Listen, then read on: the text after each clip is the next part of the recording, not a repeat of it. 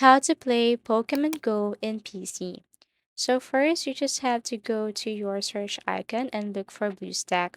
Now, if you haven't downloaded this tool, all you have to do is to go to any web browser, then type BlueStack download, and you have to download this one. But make sure that the BlueStack that you have downloaded is compatible to your device. Okay, and then here, what you're going to do is just simply open that. Okay, so as you can see, it's now starting, it's now processing, so you just have to wait for a couple of minutes.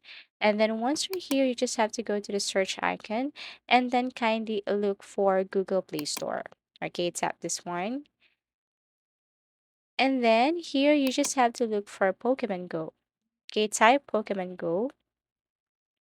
And then once it appears, all you have to do is to simply click install.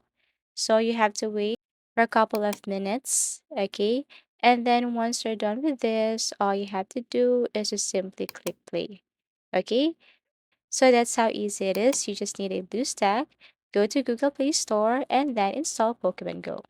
Always make sure that the BlueStack is compatible with the device that you are using. So that's it. I do really hope this video helped you. Thank you so much for watching and see you again in our next videos.